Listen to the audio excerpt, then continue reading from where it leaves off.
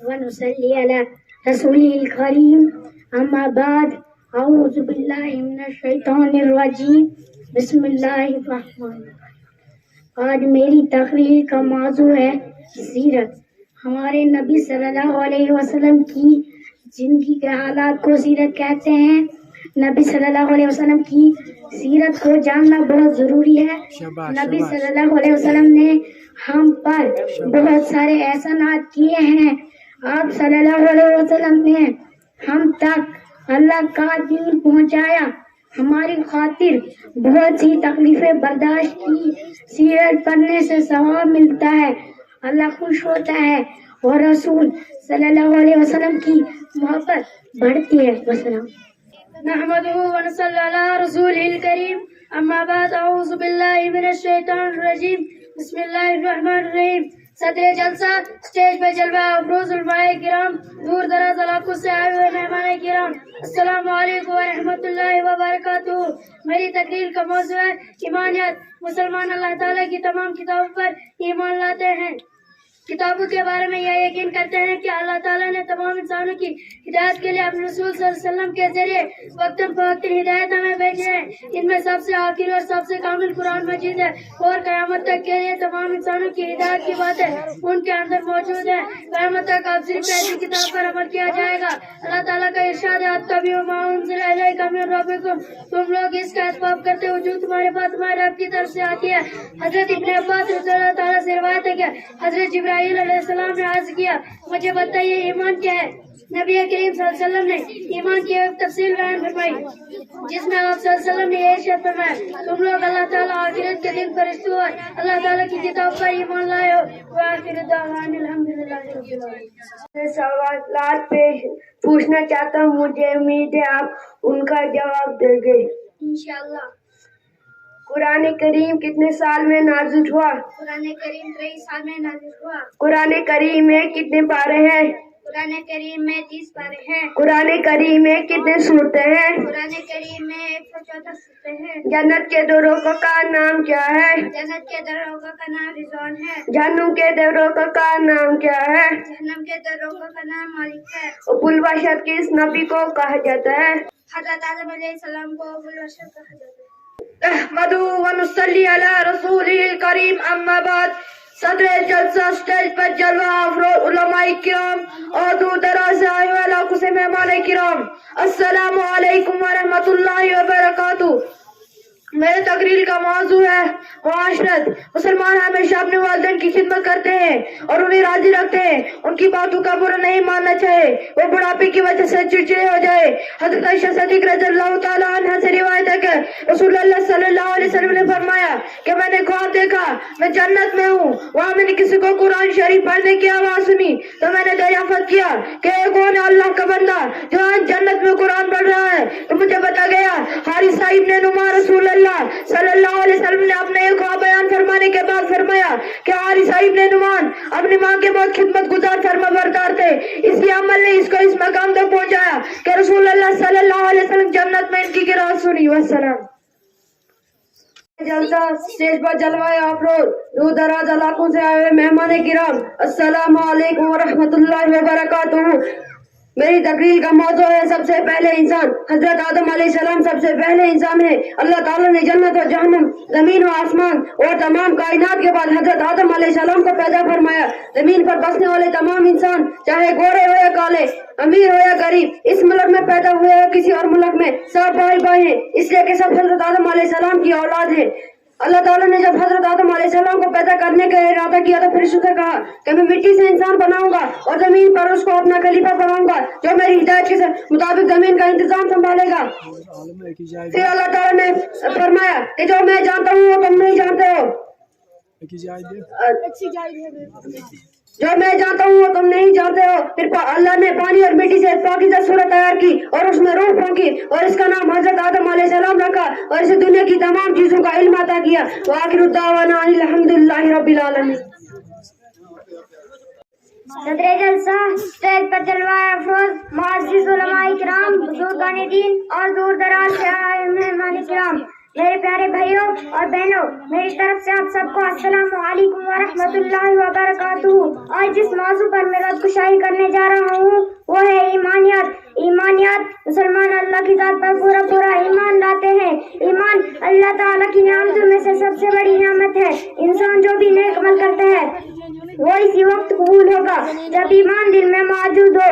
بغیر ایمان کے اعمال چاہے جتنے اچھے ہو، اللہ کے یہاں کوئی اجر و ثواب نہیں، اور مرنے کے بعد والی زندگی میں کامیابی، اللہ کی رضامندی اور جنت میں داخل ہونے کا فیصلہ ان لوگوں کے بارے میں ہوگا جن کے پاس ایمان ہو، کیونکہ اللہ تعالیٰ کا ارشاد قد افلح المؤمنون، ایمان لانے والے ہی کامیاب ہیں۔ حضرت عثمان رضی اللہ تعالیٰ عنہ سے روایت ہے کہ رسول اللہ صلی اللہ علیہ وسلم نے ارشاد فرمایا، جس شخص کی بات سمجھ میں آئے کہ وہ یقین کے ساتھ جانتا ہو اللہ تعالیٰ کے سوا کوئی معبود نہیں، وہ جنت میں داخل ہوگا۔ مشکل تھے راستے آسان ہو گئے، دشمن یہ دیکھ کر حیران ہو گئے، رکھا جب میرے نبی نے دنیا میں قدم، نہ جانے کتنے حیوان بھی انسان ہو گئے۔ وآخر الدعوانا الحمدللہ رب العالمین۔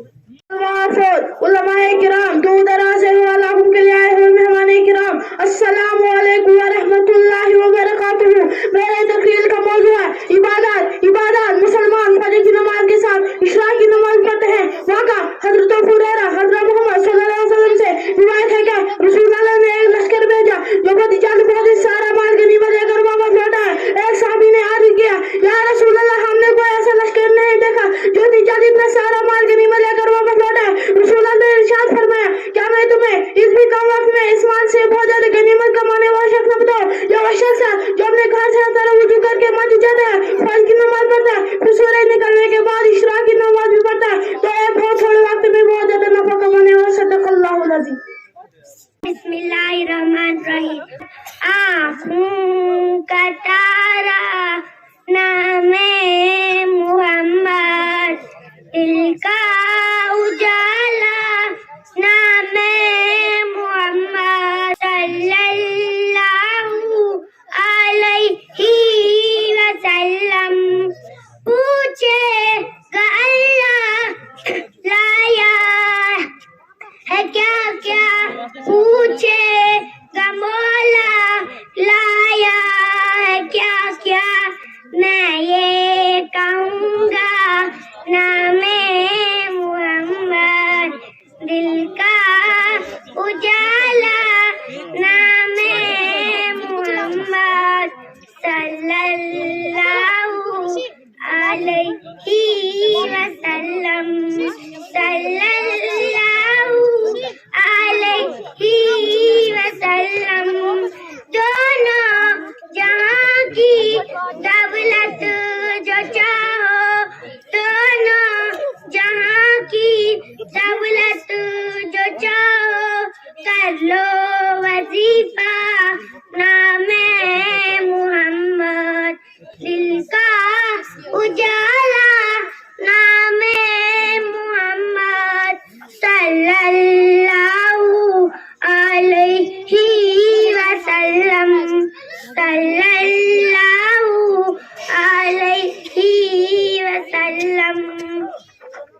روزے قیامت میزان پل پر، روزے قیامت میزان پل پر، دے گا سہارا نام محمد، دل کا اجالا نام محمد، صلی اللہ علیہ وسلم، صلی اللہ علیہ وسلم۔ بسم اللہ الرحمن الرحیم۔ اس کا فرائض میں 4 فرض ہے۔ نمبر 1، پورا چاہ دھونا، پیشانی بالوں سے ٹوڑی کے نیچے تک، ایک کان کی لو سے دوسری کان کی لو تک پورا چاہ دھونا۔ نمبر 2، دونوں بازو کانوں سمیت دھونا۔ نمبر 3، چوتھا سر کا مسح کرنا۔ نمبر 4، دونوں پیر ٹخنوں سمیت دھونا۔ والسلام۔ جزاک چاک مسلم شہر بن، مرد عورت لہر بن، کافر اوپر کر بن، اے مجاہد اٹھ ذرا ہاتھ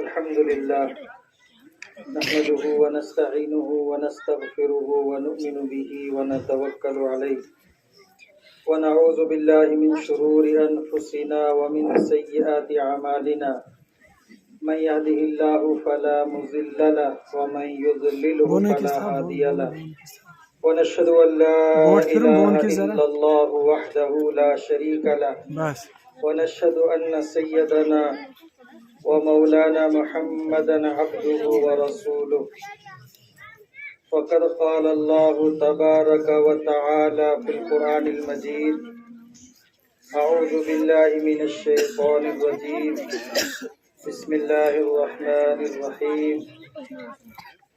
لو أنزلنا هذا القرآن على جبل لرأيته خاشعا متصدعا من خشية الله وتلك الأمثال نضربها للناس لعلهم يتفكرون صدق الله العظيم وصدق رسوله النبي الكريم ونحن على ذلك من الشاهدين والشاكرين والحمد لله رب العالمين اللهم صل على سيدنا محمد وعلى آل سيدنا محمد وأصحاب سيدنا محمد وبارك وسلم اللهم صل على سيدنا محمد وعلى آل سيدنا محمد وأصحاب سيدنا محمد وبارك وسلم عليه يا رب صل وسلم دائما أبدا على حبيبك خير الخلق كلهم جزا الله أن محمد بما هو أهله صلى الله عليه وسلم. نہایت ہی قابل احترام اسٹیج پر ہمارے اس علاقے کے پورے ڈسٹرکٹ کے ہمارے بڑے عالم دین حضرت مولانا شوکت صاحب قاسمی دامت برکاتہم العالیہ اور دیگر یہاں پر ہمارے مفتیان اعظام حفاظ و قراء اور معزز سامعین و سامعات عزیز بچوں، بہرحال ہم سب اس وقت یہاں پر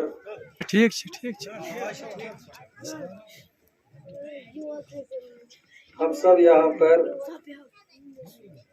مکتب کے سالانہ جلسے میں حاضر ہوئے ہیں. اللہ تبارک و تعالی ہم جتنے بھی لوگ یہاں پر آئے ہیں آنے کو قبول فرمائے، اور صبح سے آپ حضرات بھی اور میں بھی یہاں پر موجود ہے. ماشاءاللہ ہمارے چھوٹے چھوٹے بچے معصوم اور اپنی توتلی زبانوں میں، لڑکھڑاتی زبانوں میں اللہ کا کلام، پیارے نبی صلی اللہ علیہ وسلم کی پیاری احادیث مختلف عنوانوں سے ہمارے سامنے رکھ رہے ہیں. اللہ تبارک و تعالی ہم کو ان تمام باتوں پر عمل کرنے کی توفیق عطا فرمائے. یقیناً جب دینی مجلس میں ہم آئے تو دینی مجلس کا تقاضا یہ ہے کہ ہم بڑے ادب احترام کے ساتھ بیٹھیں، کیونکہ ہم دین اسلام کے ماننے والے ہیں اور دین اسلام نے ہمیں آداب سکھائے اور پورا دین آداب کا نام ہے.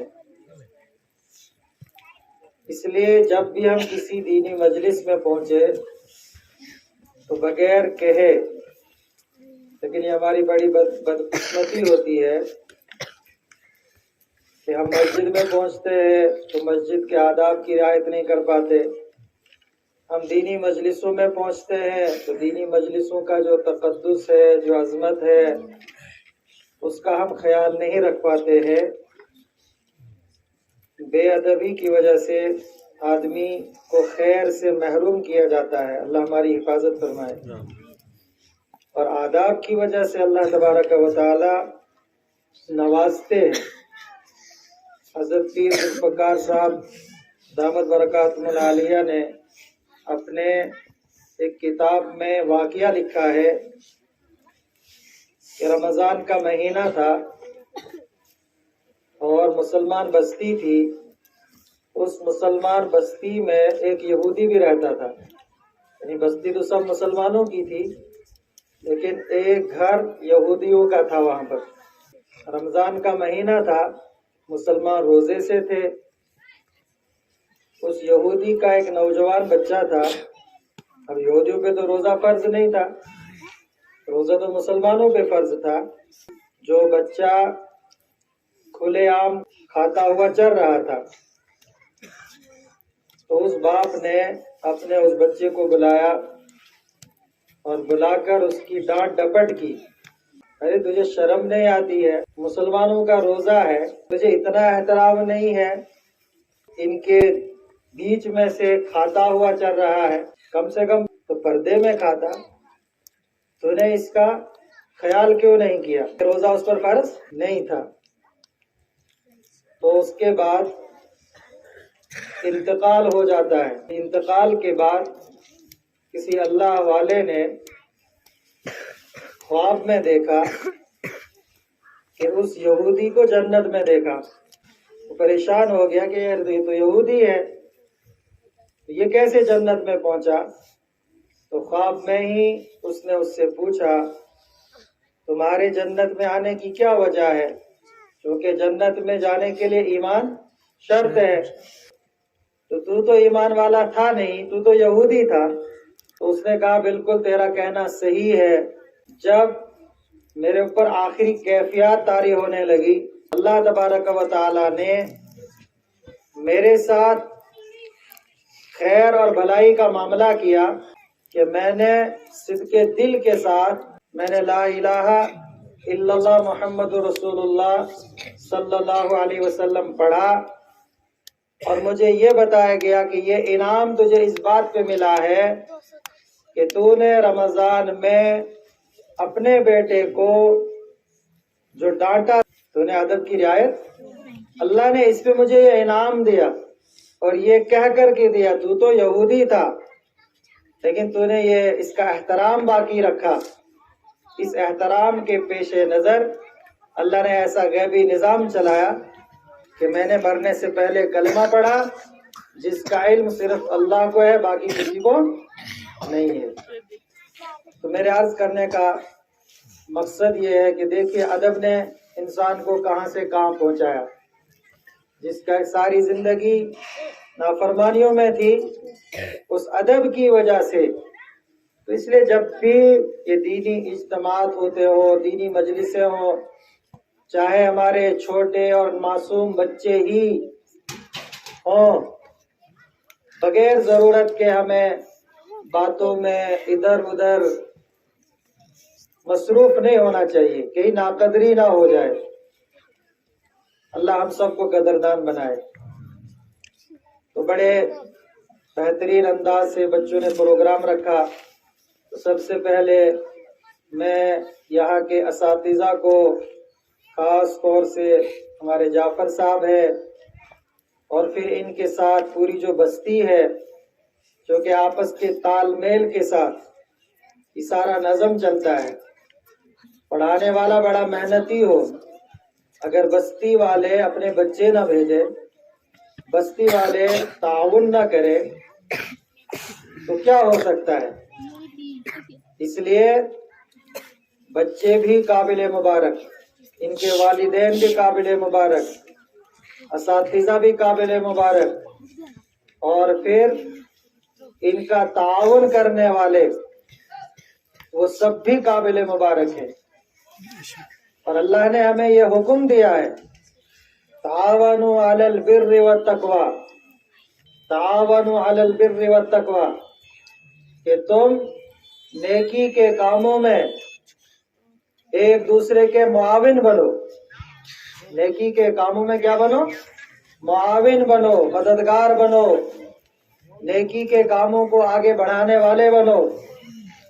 वला तावनु अलल इस्मि वल उद्वान, कहीं नाफरमानी हो रही हो उसकी मुआवनत नहीं करना, اس میں اپنا وقت، اپنا مال، اپنی جوانی، اپنی زندگی خرچ نہ کرنا. ہمیں یہ حکم ہے کہ ہم نے کہاں پہ لگانا ہے، ہم نے اپنا تعاون اور اپنی صلاحیتیں کہاں لگانی ہے. تو آپ بڑے قابل مبارک ہیں. یہ 20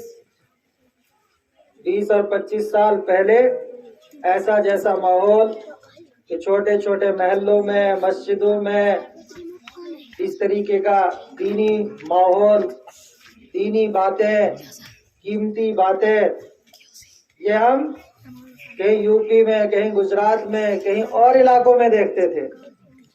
لیکن اللہ کا بڑا فضل ہوا، کرم ہوا کہ اللہ رب العزت نے ہماری ان بستیوں پر بھی ایسا ماحول بنایا.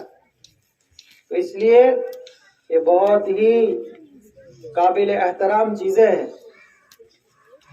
اس لیے ہمیں بڑھ چڑھ کر کے ان کا تعاون کرنا چاہیے.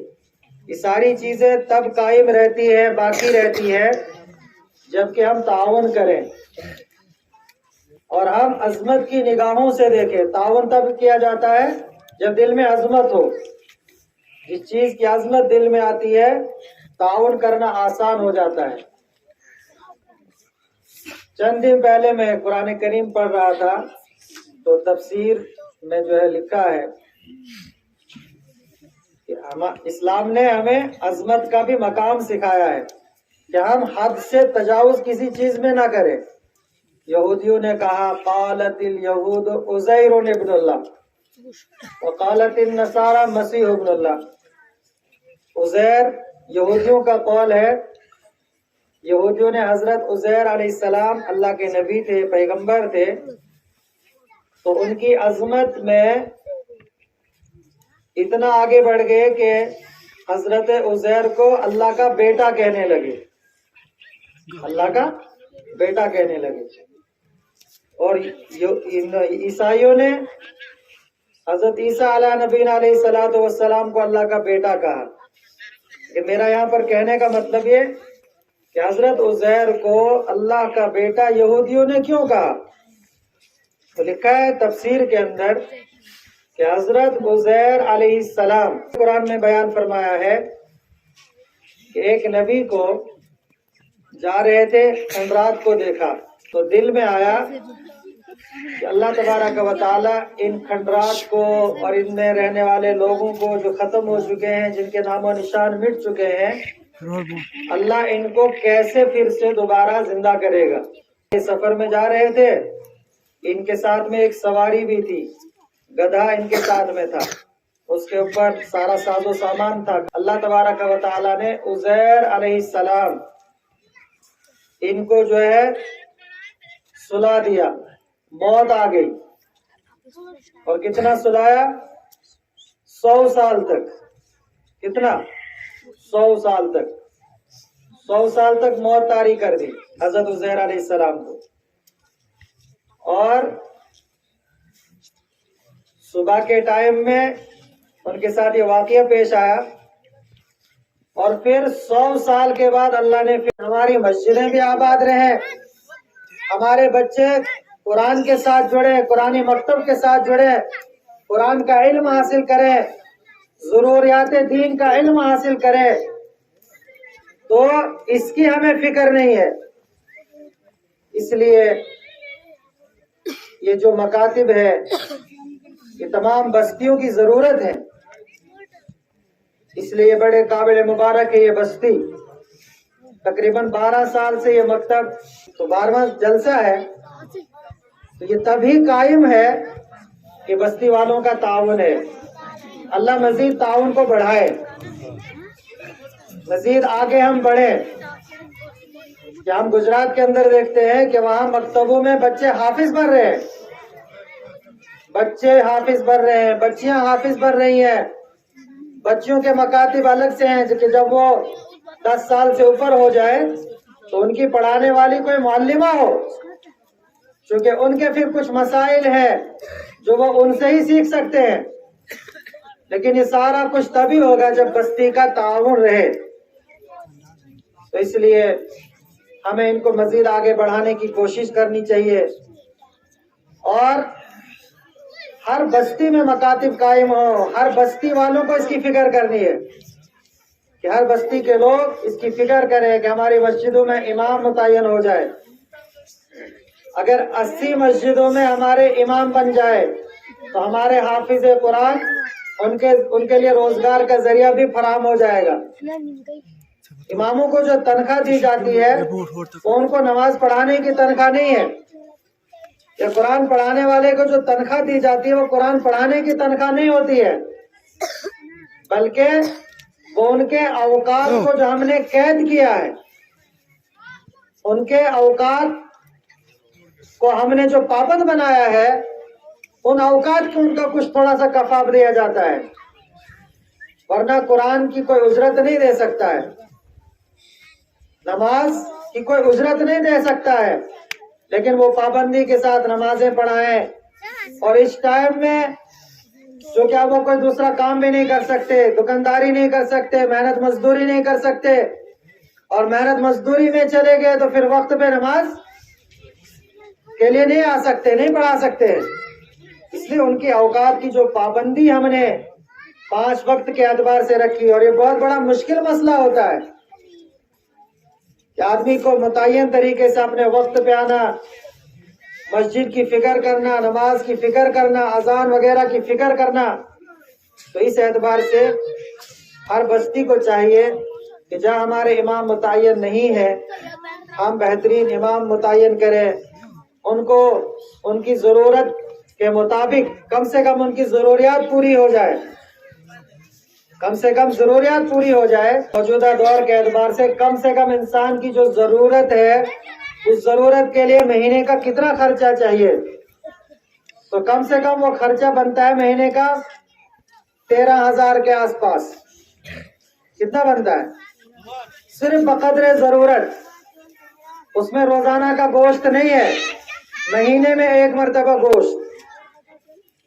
تو کم سے کم 13,000 ایک آدمی کی ضرورت کا خرچہ ہے. تو ہم سوچے ہم تو اپنی خواہشات کے پیچھے پڑے ہوئے ہیں، ہمارے دسترخوانوں پہ جب تک 2-4 سالن نہیں آتے ہمیں تب تک مزہ نہیں آتا ہے.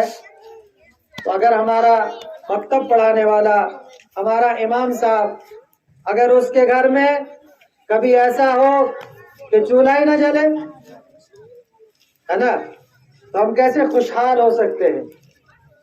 اسی لیے جن بستیوں نے